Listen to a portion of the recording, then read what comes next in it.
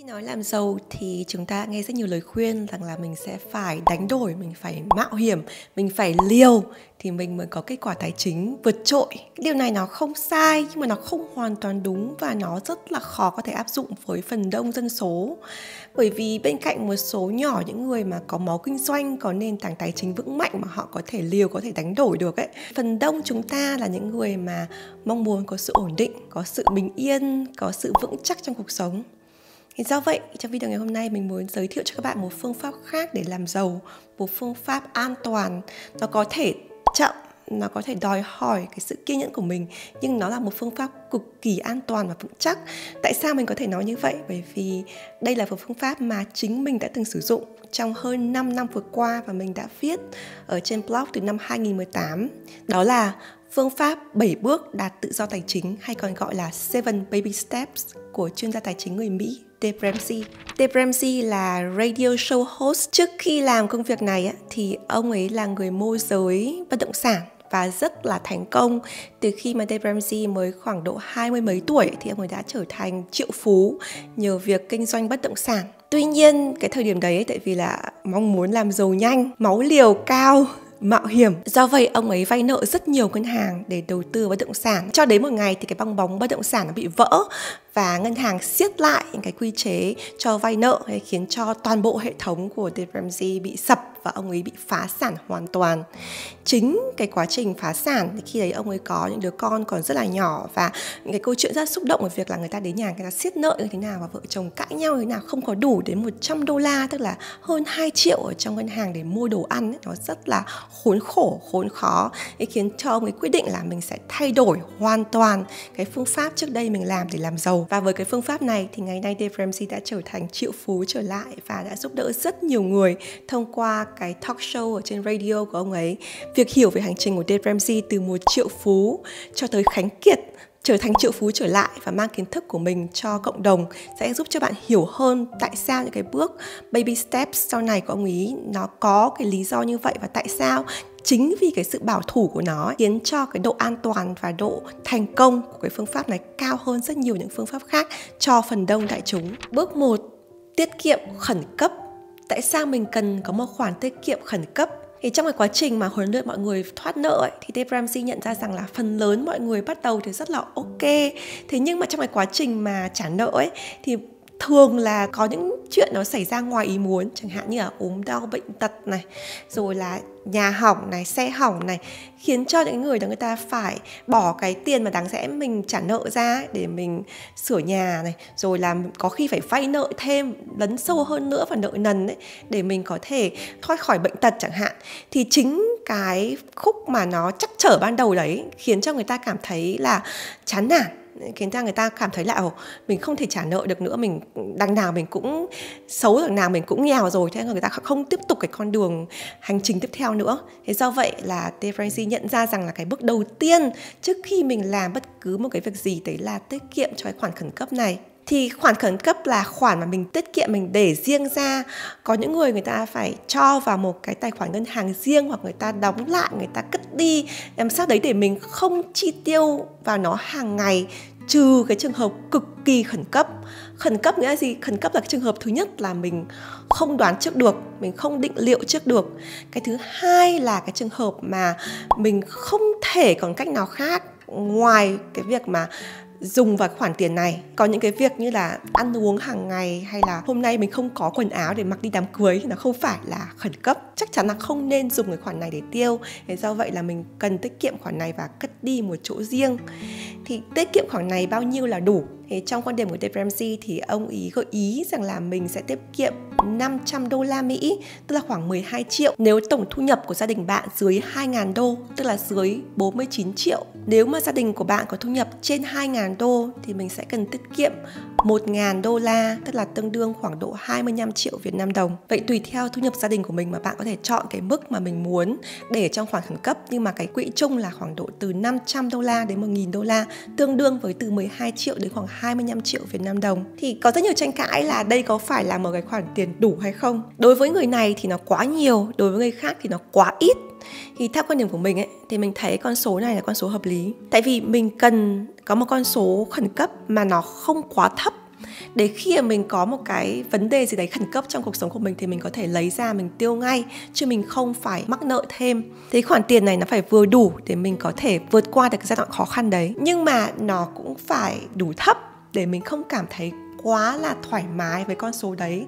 Tại vì nếu mà nó thoải mái rồi thì mình sẽ không có động lực để mình đi tiếp. Ví dụ như là mình làm cái mục tiêu trả nợ này hay là đầu tư tiếp theo. Thế do vậy mình nghĩ là cái con số này là cái khoảng mà hợp lý. Bước thứ 2, trả hết nợ nần. Dave Ramsey là một người mà cực kỳ anti, cực kỳ chống lại việc nợ. Bởi vì cái câu chuyện cuộc đời của ông ấy là xoay quanh việc là bị áp lực trả nợ như thế nào, và tại sao cái việc mà mình bị nợ nó như là một cái gông cùm, nó chắt cổ, nó khiến cho mình không thể làm gì được. Mình phải quẫy đạp, mình làm bao nhiêu mình phải trả cho người ta bấy nhiêu, mình không có được cái sự tự do tài chính ấy. Do vậy là Dave Ramsey cực kỳ là coi trọng việc trả nợ. Chỉ có riêng một khoản là ông ấy nói rằng là mình có thể để lại trả sau, đấy là khoản trả góp nhà. Tại vì khoản này thường là mình phải mất nhiều thời gian hơn để trả nợ, và thường cái lãi suất của nó cũng thấp hơn và nó không quá là áp lực như những cái khoản nợ tiêu dùng hay là khoản nợ cá nhân, những cái khoản nợ mà có lãi suất cao hơn thế. Trở lại với việc trả nợ thì có rất nhiều bạn cũng từng comment ở trên cái video về trả nợ của mình ấy là tại sao phải trả nợ. Ví dụ như là nếu mình nợ tiền để mình đi đầu tư thì sao? Nếu mà đầu tư mang lại cái lãi suất nó cao hơn cái lãi nợ ấy thì tại sao mình không đi đầu tư? Đấy là cũng là một cái cách để mình kiếm tiền chứ. Thì đây chính là cái điểm mình nói là cái sự khác biệt giữa cái phương pháp an toàn và cái phương pháp mạo hiểm. Khi mà mình nói rằng là mình sẵn sàng vay nợ để mình đầu tư ấy, thì tất nhiên là nó cũng có tiềm năng là mình có thể mang lại lãi suất cao hơn, nhưng nó cũng có cái nguy cơ là mình sẽ mất tiền, mình mất trắng và mình sẽ nợ, mình sẽ âm. Thì đấy là cái trải nghiệm cá nhân của mình. Mình đã từng trải qua những giai đoạn như thế và mình sẽ không muốn sống lại nó một lần nào nữa trong đời. Đấy là cái sự chấp nhận của mình, và đấy cũng là một cái sự chấp nhận mà nếu các bạn muốn đi theo con đường làm giàu một cách an toàn thì bạn cũng cần phải chấp nhận cái điều này. Có thể mình sẽ không làm giàu nhanh, làm giàu đột phá như những người khác, nhưng mà mình sẽ chậm, sẽ chắc và sẽ an toàn. Nhưng làm sao để trả nợ thì có 2 phương pháp phổ biến giúp trả nợ hiệu quả, có tên là phương pháp quả cầu tuyết và phương pháp bão tuyết mình đã giới thiệu trong một video trước. Cái sự khác biệt lớn nhất giữa 2 phương pháp này là cái thứ tự ưu tiên trong việc mình trả nợ. Phương pháp quả cầu tuyết thì nó sẽ tập trung vào việc mình trả nợ từ những khoản có tổng nợ thấp nhất tới khoản có tổng nợ cao nhất mà mình không quan tâm đến lãi suất. Còn phương pháp bão tuyết thì mình sẽ tập trung vào lãi suất, tức là mình sẽ trả trước những cái khoản mà có lãi cao nhất trước, rồi mình sẽ trả khoản lãi nhỏ sau. Dave Ramsey thì ông ấy khuyên nên sử dụng phương pháp quả cầu tuyết, tức là mình không quan tâm đến lãi suất mà mình sẽ trả từ khoản nhỏ đến khoản to trước.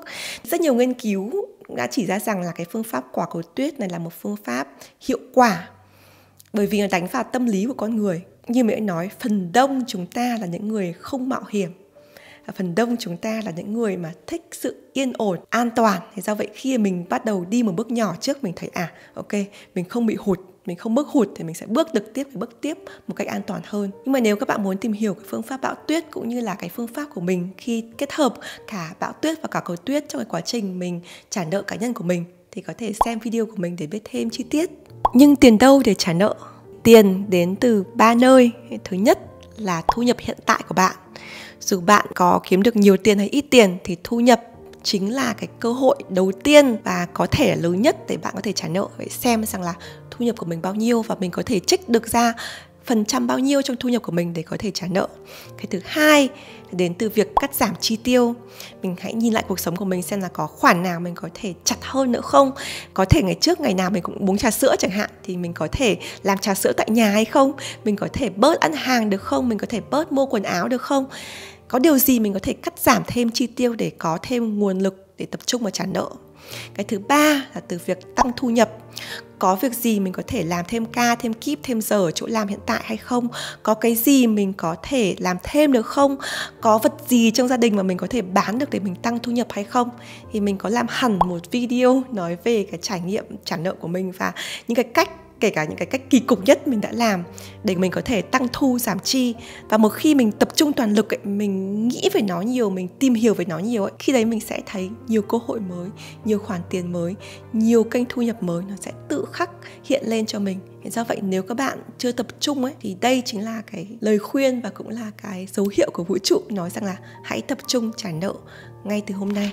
Bước thứ 3, tiết kiệm 3 đến 6 tháng tiêu dùng cơ bản. Cái chi phí tiêu dùng cơ bản là những cái chi phí mà mình cần phải có để tồn tại. Ví dụ như là tiền nhà này, tiền ăn này, tiền điện, tiền nước này, tiền đi học cho con này, tiền xăng xe chẳng hạn. Những cái khoản mà mình nhất thiết yếu trong cuộc sống thôi. Còn những cái khoản bên ngoài, ví dụ như là tiền xem phim này, tiền mua quần áo này, tiền ăn hàng ấy, thì mình sẽ không xét vào 3 đến 6 tháng này. Thì do vậy, để ra được con số này, bạn cần phải liệt kê lại những cái thu chi của gia đình của mình trong tháng vừa qua. Đâu là những cái khoản mà nhất định mình phải chi trả, thì mình sẽ liệt kê ra hết và mình sẽ cộng lại để xem là một tháng mình cần bao nhiêu để có thể tồn tại được. Hãy nhớ là chỉ tính cái cơ bản, hết sức cơ bản thôi. Thì sau đấy thì mình sẽ nhân lên 3 đến 6 tháng. 3 tháng mình nghĩ là cái cột mốc phù hợp cho những bạn nào mà độc thân, hay là những gia đình nào mà có sự hỗ trợ của ông bà bố mẹ chẳng hạn. Mình không phải độc lập để mà tồn tại.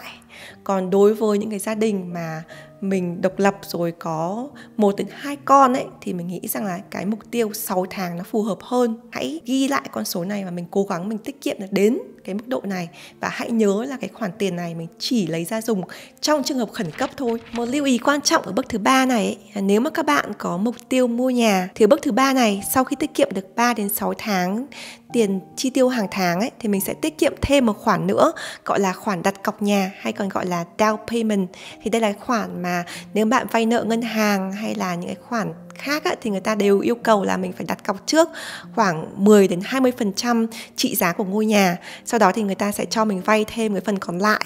Bởi vì Dave Ramsey là một người mà rất là hướng đến sự an toàn và bảo thủ trong cái quá trình mà mình chi tiêu ấy, cho nên là ông ấy khuyên là mình sẽ tiết kiệm được tới 20% căn nhà. Và khi mình đi mua nhà ấy, thì Dave Ramsey khuyên rằng là cái tiền trả tiền nhà hàng tháng ấy, cộng với tiền lãi nó phải ít hơn 25% tổng thu nhập của bạn sau thuế. Tức là cái thu nhập của bạn vào túi của bạn ấy là một khoản x gì, thì cái tiền mà mình có thể chi trả cho một căn nhà, kể cả tiền gốc lẫn tiền lãi, chỉ nên bằng 1/4 ở cái số x gì đấy thôi. Thì cái mức này là cái mức an toàn để cho mình không bị rơi vào cái cảnh nó gọi là house poor, tức là sau khi mình mua nhà thì mình trở nên khánh kiệt. Nếu mà các bạn có mục tiêu mua nhà thì cái bước này còn gọi là bước 3B, tức là cái bước phụ của cái bước thứ 3 trong 7 bước baby steps. Bước 4, 5, 6 thường được diễn ra song song với nhau bởi vì nó yêu cầu nhiều thời gian. Bước thứ 4 là bước mà ai cũng cần làm bất kể ở lứa tuổi nào, đấy là đầu tư cho quỹ hưu trí. Các bạn có thể nghĩ rằng là wow, tại sao tôi phải nghĩ về vấn đề về hưu khi mà tôi mới ở tuổi 20 hay 30?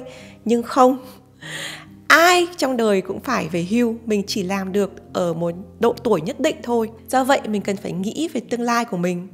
Ngày xưa, thời bố mẹ mình ấy, thì mọi người đi làm ở nhà nước thôi và chờ đợi cái đồng lương hưu. Thế nhưng mà thực sự ngày nay thì lương hưu rất là ít ỏi, và cái việc tăng lương ấy nó hoàn toàn phải phụ thuộc vào nhà nước. Thì do vậy cái việc mà một người về hưu mà chỉ dựa vào lương hưu thôi nó cực kỳ khó sống. Thế do vậy khi mình còn trẻ thì mình phải tích cực đầu tư cho cái quỹ hưu trí của mình. Dave Ramsey khuyên rằng mình hãy đầu tư 15% lương vào quỹ hưu trí. Cái 15% lương này ấy, nó không quá nhiều, bởi vì là mình sẽ cần cái phần còn lại để mình làm những cái việc khác. Cho nên là 15% này mình sẽ tập trung vào những cái quỹ mà nó ổn định, an toàn, nó lâu dài, cái mức độ tăng trưởng thấp, nhưng mà về lâu về dài, hàng chục năm tiếp theo ấy, thì mình vẫn có lãi đều đặn từ 8 đến 12% một năm. Thì đấy là cái con số đảm bảo an toàn cho mình.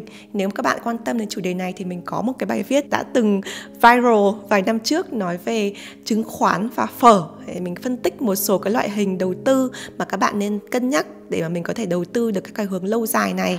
Bước thứ 5 dành cho các bạn có con nhỏ như mình ấy, đấy là tiết kiệm tiền học cho con. Nếu như con bạn có mục tiêu đi học đại học ấy, hay có mục tiêu đi du học ấy, thì mình cần phải tiết kiệm từ rất sớm để đảm bảo là khi con vào học, con thứ nhất là có tiền học, thứ hai có tiền sinh hoạt, và thứ ba là không phải mắc nợ để đi học. Do vậy từ khi con mình còn rất nhỏ, chính xác là từ khi bé được 1 tháng tuổi, thì mình đã mở một tài khoản tiết kiệm cho giáo dục của con ở Mỹ.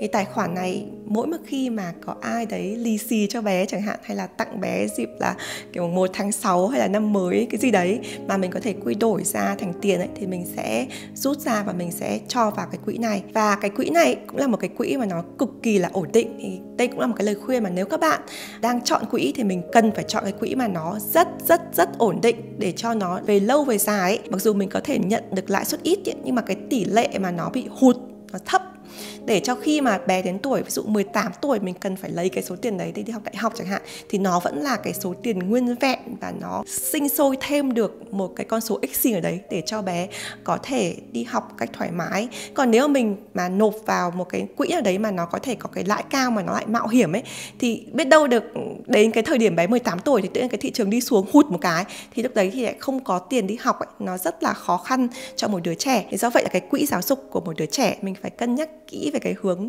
về sự an toàn và ổn định, cũng như cái sự lâu dài, tương tự như khi mình nghĩ về cái quỹ hưu trí của mình vậy. Bước thứ 6, trả nợ nhà. Bước này dành cho những ai mà đang mua nhà trả góp như mình đang chính ở cái bước này. Đấy là tập trung toàn lực để trả nợ hết toàn bộ căn nhà, sở hữu căn nhà của mình. Đây cũng là một cái bước mà gây tranh cãi rất là nhiều đối với cái chuyên gia tài chính ở Mỹ. Tại vì ở Mỹ thì cái việc mà mình vay tiền mua nhà là việc hết sức bình thường, bởi vì giá trị một căn nhà rất là lớn. Rất là hiếm có những ai mà có thể chi trả tiền mặt 100%. Thậm chí có những cái trường hợp ví dụ như là những người nổi tiếng, tài sản dòng hàng trăm triệu đô la mà họ vẫn vay tiền để mua nhà. Tại sao? Bởi vì cái lãi suất mua nhà ở Mỹ thì nó khá là thấp so với cái lãi suất tiêu dùng hay là cái lãi suất vay khác ấy. Thế do vậy là thay vì việc mà họ bỏ tiền túi ra để mua chọn căn nhà thì họ sẽ vay để dùng cái tiền vay đấy làm đòn bẩy để mình có thể đầu tư những cái khoản khác. Nhưng mà cũng chính vì thế thì nó tạo ra cái sự khác biệt giữa cái quan điểm của Dave Ramsey và quan điểm của những cái người mà chuyên gia hướng cái độ mạo hiểm cao hơn đấy. Đối với Dave Ramsey thì ông ấy nghĩ rằng là bạn có thể vay tiền ở ngân hàng để mua nhà, thế nhưng mà mình sẽ cố gắng là trả nó trong vòng 15 năm. Tại vì thường ấy, khi bạn vay tiền mua nhà thì nó sẽ có 2 gói. Một là gói 15 năm, 2 là gói 30 năm. Thì nếu mình vay với cái gói 15 năm thì cái lãi suất của nó sẽ tốt hơn. Thế nhưng mà cái áp lực trả tiền nó sẽ nhiều hơn, vì hàng tháng mình phải trả nhiều hơn rất là nhiều. Để mình trả được 15 năm ấy thì mình phải có kỷ luật rất là cao. Nhưng mà nếu mình làm được cái điều đấy ấy, thì thứ nhất là mình sẽ tiết kiệm lãi suất trong thời gian rất là dài. Nó có thể có những trường hợp nó có thể lên đến trị giá một nửa căn nhà, toàn bộ lãi suất mình phải trả. Nếu mình trả sau 30 năm, nhưng mà đến 15 năm thì mình sẽ cắt được lãi rất là nhiều. Và nếu mà mình trả được sớm hơn 15 năm nữa ấy, thì cái tiền lãi của mình phải trả rất thấp. Cái phương pháp này là phương pháp cực kỳ an toàn. Tại vì nếu mình dùng tiền để mà mình làm đòn bẩy để mình đi đầu tư thì đúng là nó có khả năng nó sẽ mang lại lợi nhuận cao hơn cho mình. Nhưng cái sự ổn định ấy nó không chắc chắn, tại vì là thị trường có lúc lên lúc xuống. Thế nhỡ đâu nó đi xuống thì mình lại vừa phải gánh nợ căn nhà, mình lại vừa không có tiền tiêu, mình lại phải tiếp tục vay nợ. Do vậy nếu các bạn muốn có sự an toàn tuyệt đối, thì đây chính là cái mục tiêu của video này, cũng như là cái triết lý của Dave Ramsey, thì mình hãy cố gắng trả tiền nhà càng sớm càng tốt. Khi mình đã sở hữu trọn vẹn căn nhà của mình rồi, mình không còn một khoản nợ nào nữa ấy, thì lúc đấy cái khoản dư của mình hoàn toàn có thể đầu tư tiếp tục những cái năm sau. Thì đấy cũng chính là cái bước tiếp theo.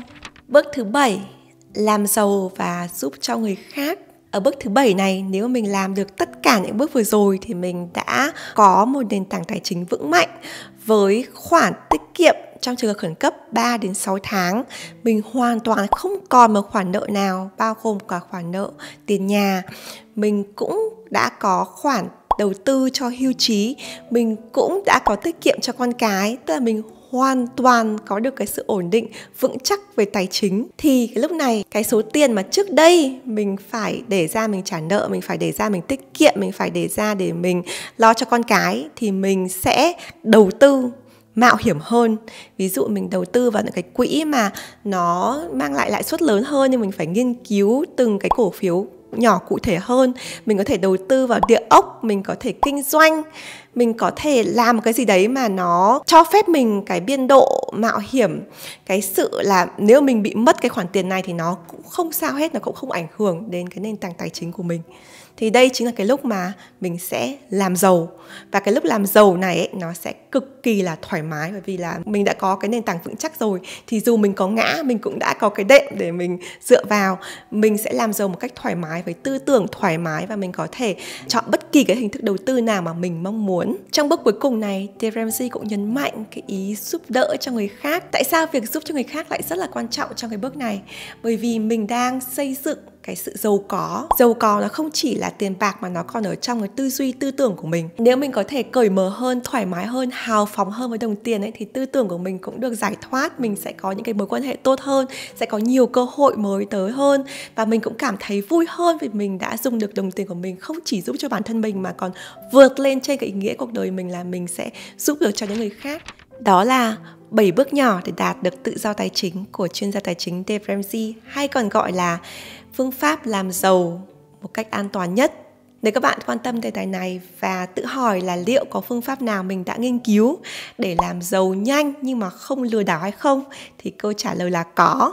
Hãy nhấn nút theo dõi kênh của mình, bởi vì vài tuần nữa mình sẽ đăng video review cuốn sách này có tên là Triệu Phú Thần Tốc.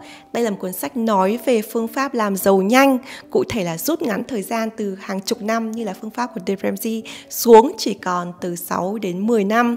Tuy nhiên, đây là một phương pháp nhanh nhưng mà không dễ. Do vậy, hãy theo dõi kênh của mình và cũng như đăng ký bản tin miễn phí trên newsletter bài học thứ 4 của mình, nơi mình chia sẻ những cái bài học tương tự như video này nhưng mà ngắn gọn hơn, không triết hơn, và cùng cái thời điểm mà mình học nó. Mình học được cái gì, mình sẽ chia sẻ ngay cho các bạn ở trong tuần đấy. Do vậy, bạn không cần phải đợi cho đến khi mình ra video mới được học cái điều đấy. Bạn sẽ học ngay lập tức cùng với mình thông qua bản tin miễn phí. Thì mọi thông tin mình sẽ để phía dưới cho các bạn đăng ký. Hẹn gặp lại mọi người trong video tiếp theo. Bye!